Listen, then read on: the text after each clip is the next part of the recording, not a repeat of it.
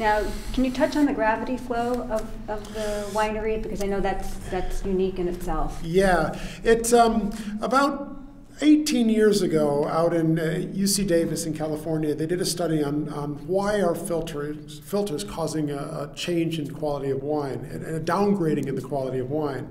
Everybody was concerned about this filtration.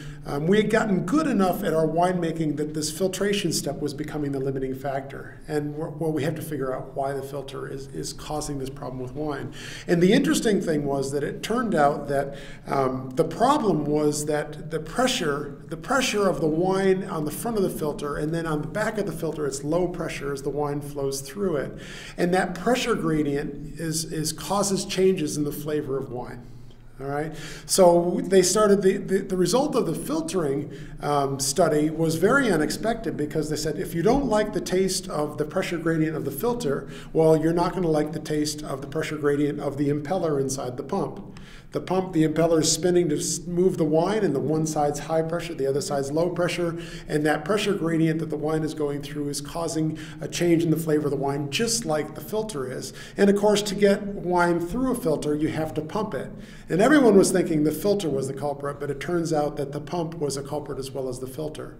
So the result was, hey, if you want to make better wine and you feel like the filter is the limiting factor in your winemaking, well, you better build a winery that doesn't have pumps or filters.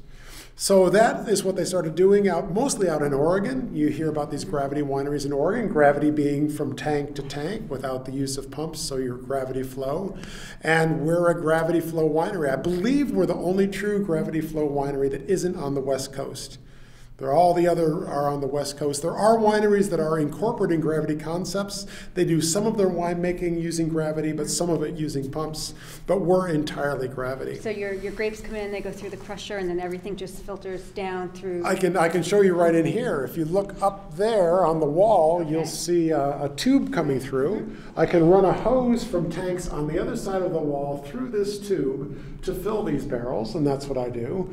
And then when we've aged and we're ready to bottle, we hook a hose to the bottom of the barrel, and if you look in the corner over there, you can see another tube. The output of that tube comes out of the ceiling in the basement down to where we bottle down below. Oh, wow. So right here you can see visually how wine gets in and out of this room in order to make the wines without using pumps and filters. And on the other side of the mysterious door there, we do all our fermentation on the other side. And what we have is we have a series of liftable tanks. So if I need to move wine, I lift the wine and then I drain it to another spot, to another tank. And I can do that as much as I want. And the idea is I can still move the wine around as much as I'd like to, but I never pump it